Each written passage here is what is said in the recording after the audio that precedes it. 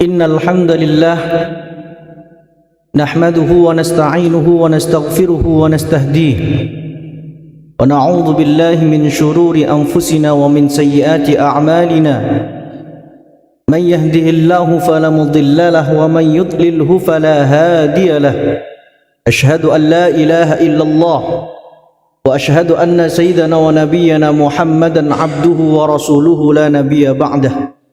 Allahumma salli wa sallim ala sayyidina Muhammadin wa ala alihi wa sahbihi ajma'in, amma ba'd. Ya ayyuhalladzina amanu taqullaha haqqa tuqatih wa la tamutunna illa wa antum muslimun. Ma'asyiral muslimin, jamaah salat Jumat Masjid Akbar Mudhar Arifin rahimakumullah. Marilah kesempatan yang mulia ini kita gunakan untuk meningkatkan kualitas takwa kita ke hadrat Allah Subhanahu wa taala. Kita pegang teguh keimanan kita dan jangan sampai kita meninggal dunia di luar kalimat la ilaha illallah Muhammadur Rasulullah.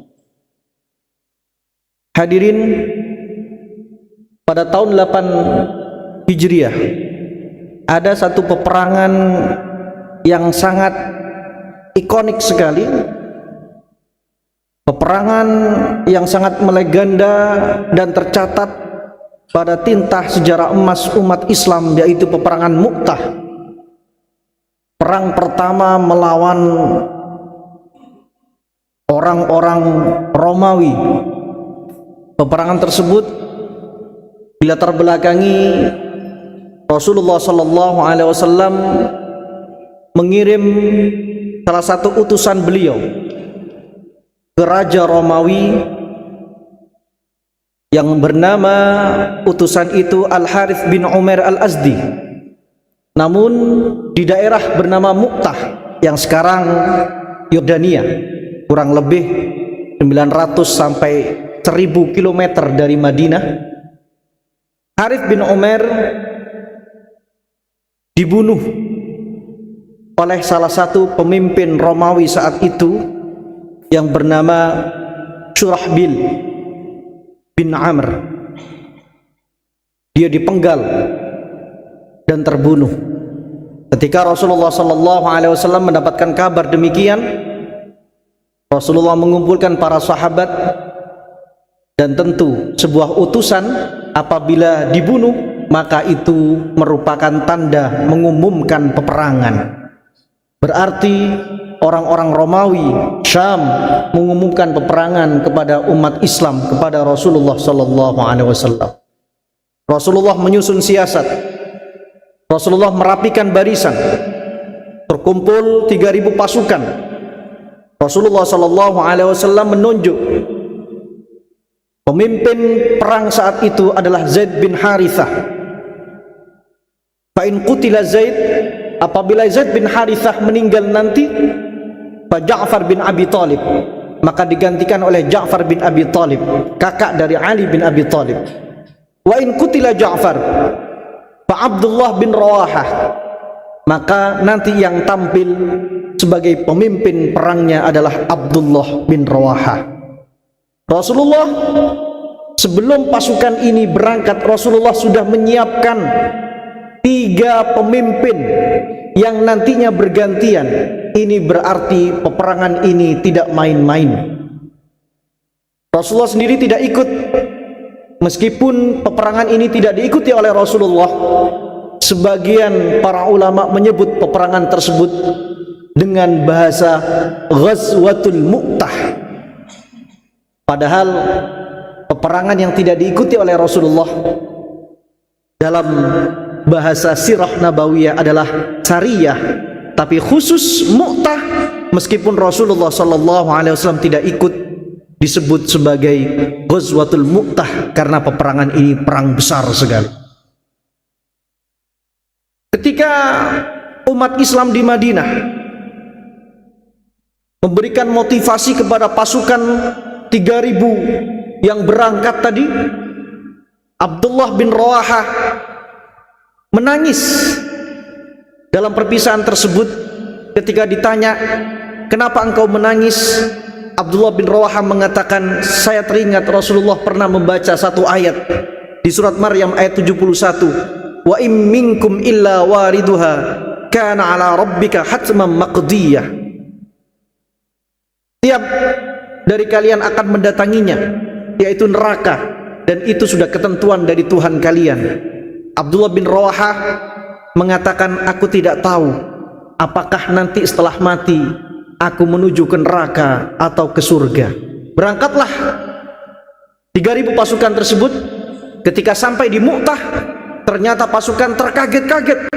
Yang dihadapi adalah 200.000, lawannya 200.000. Tentu ini sedikit menggoyangkan semangat juang para sahabat. Namun Abdullah bin Rawahah mampu mengorbankan kata-katanya untuk memberikan motivasi dan semangat kepada para sahabat saat itu. Bukankah yang kita inginkan salah satu, kalau tidak menang, ya kita mati dalam keadaan syahid dan menuju surga Allah Subhanahu wa ta'ala. Peperangan pun berkecamuk, dan benar apa yang dikatakan Rasulullah sallallahu alaihi wasallam. Pemimpin pertama Zaid bin Harithah, dia tersungkur, menahan luka. Saat itu bendera Islam langsung diambil oleh Ja'far bin Abi Thalib. Ja'far bin Abi Thalib tangan kanannya terkena sayatan tebasan pedang. Kemudian dia raih bendera itu dengan tangan kirinya. Tangan kirinya juga terputus. Dia pertahankan bendera itu dengan dua bahunya yang sedang tersisa. Inilah merupakan cinta kepada simbol-simbol agama dan negara. Ja'far bin Abi Thalib mempertahankan agar bendera itu tidak jatuh. Bendera yang membawa nama besar Islam dan Madinah agar tidak jatuh. Ketika bendera jatuh, maka Islam dan Madinah menjadi hina. Ja'far dengan dua bahunya yang tersisa tetap memeluk bendera itu. Lalu bendera tidak lama kemudian diambil oleh Abdullah bin Rawahah. Dan Abdullah bin Rawahah ketika maju, dia juga terkena luka dan dia tersungkur. Lalu bendera itu dalam riwayat yang ditulis oleh Imam Ibnu Hajar al-Asqalani dalam kitab Fathul Bari Syarah Sahih Bukhari, fa akhadhahu saifun min suyufillah. Lalu yang mengambil bendera tersebut adalah saifun min suyufillah, pedang dari pedang-pedang Allah. Siapa dia? Yaitu Khalid ibnul Walid, yang baru beberapa bulan saja dia masuk Islam. Peperangan berhenti karena malam. Akhirnya Khalid bin Walid dengan kecerdasan otaknya, dengan pengalamannya sebagai panglima perang saat itu, dia kemudian mengganti pasukan formasinya. Yang kanan dia ganti ke kiri, yang depan dia ganti ke belakang. Ketika nanti ini sudah berganti, ketika maju pagi-pagi setelah subuh, baru pasukan lawan yang berjumlah 200.000 tadi kebingungan. Apakah orang-orang Islam ini mengirim pasukan baru sehingga terlihat wajah-wajah mereka berbeda? Inilah yang membuat mereka kocar-kacir. Dan Khalid bin Walid dengan cerdasnya, memang Khalid bin Walid tujuannya bukan untuk kemenangan, tapi tujuannya untuk agar menyelamatkan umat Islam tidak semakin banyak yang menjadi korban syahid saat itu. Sehingga Khalid bin Walid melakukan insihab, yaitu dengan rapinya Khalid bin Walid mengatur formasi tadi. Setelah orang-orang Syam, orang-orang Romawi ketakutan karena umat Islam yang begitu banyak, dia sangka begitu banyak, padahal tetap hanya formasi yang diganti oleh Khalid bin Walid. Akhirnya sedikit demi sedikit pasukan Islam menjauh dan kemudian mereka pulang ke Madinah. Khalid bin Walid menjadi pahlawan saat itu. Dia menjadi panglima perang pertama kali saat itu yang mewakili Islam, dan dia sukses menyelamatkan banyak nyawa dari para sahabat. Ketika pasukan sebelum datang ke Madinah, Rasulullah SAW sudah menjelaskan kepada para sahabat di Masjid Nabawi, Hadis riwayat Anas bin Malik, Rasulullah sallallahu alaihi wasallam seakan-akan melihat peperangan itu secara live, secara langsung. Rasulullah menjelaskan kepada kami bahwasanya saat ini Zaid bin Harithah tersungkur meninggal dunia syahid.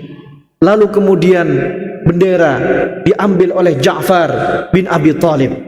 Ja'far kedua tangannya terputus, sehingga kemudian Rasulullah sallallahu alaihi wasallam mengatakan, "Ra'aitu Ja'far fil jannah yatiru bi janahain." Saya melihat Ja'far di surga itu dia terbang dengan dua sayap sebagai ganti perjuangan dia yang dua tangannya kanan dan kiri terputus ketika perang Mu'tah, sehingga Ja'far diberi julukan oleh Rasulullah Dzul Janahaini, satu-satunya orang yang nanti di surga dia mempunyai sayap dan bisa terbang ke surga manapun adalah Ja'far bin Abi Thalib. Ja'far meninggal dunia digantikan oleh Abdullah bin Rawahah. Abdullah bin Rawahah kemudian juga syahid digantikan oleh Khalid bin Walid. Itu semua sudah diceritakan oleh Rasulullah SAW sebelum pasukan Islam datang ke Madinah. Hadirin rahimakumullah, dari cerita singkat tentang perang Mu'tah kita belajar bagaimana tingkat keyakinan para sahabat kepada Allah Subhanahu wa taala sangat kuat. Ini tidak mungkin terjadi, terbentuk kalau tidak mempunyai spiritualitas yang sangat tebal, keyakinan yang sangat kuat kepada Allah Subhanahu wa taala. Bisa kita bayangkan 3.000 melawan 200.000. 3.000 melawan 200.000 pasti bisa dipastikan kalah. Namun para sahabat meskipun jumlahnya 3.000, mereka tetap maju dengan keyakinan kepada Allah Subhanahu wa taala yang penuh. Kita mati mendapatkan surga, kita menang mendapatkan ghanimah, harta rampasan perang. Kemudian kita belajar dari sosok kepemimpinan Khalid bin Walid. Khalid bin Walid pemimpin yang cerdas, memutar otaknya. Ketika lawan tidak mungkin dimusnahkan, ketika lawan tidak mungkin dikalahkan, setidaknya dia harus bisa menjaga pasukannya. Dia meminimalisir korban yang berjatuhan saat itu, sehingga Khalid bin Walid merencanakan sebuah taktik perang, formasi yang diganti dari kanan ke kiri, kiri ke kanan, depan belakang, belakang ke depan. Ini berhasil dan menyelamatkan umat Islam dari banyaknya jatuh sebagai korban mati syahid. Tercatat ternyata korban dari umat Islam hanya 12 orang. Ini karena kecerdasan otak dan siasat perang dari Khalid bin Walid. Semoga peperangan Mu'tah yang singkat yang kita bicarakan dan kita dengarkan pada siang hari ini bisa membawa kita untuk lebih meningkatkan spiritualis kita, meningkatkan keimanan kita kepada Allah, dan tentunya ketika kita menjadi pemimpin, kita meniru Khalid bin Walid yang sangat cerdas dalam memberikan siasat dan taktik peperangannya. A'udzubillahi minasyaitonirrajim. Bismillahirrahmanirrahim. Wal 'asri innal insana lafi khusrin illal ladzina amanu wa 'amilus shalihat wa tawashaw bil haqq wa tawashaw bis sabr. Barakallahu li wa lakum fil Qur'anil 'azim wa nafa'ana wa iyyakum bima fihi minal ayati wa dzikril hakim. Wa taqabbala minni wa minkum tilawatahu innahu huwas samiul alim. Istaghfiru rabbakum innahu kana ghaffara.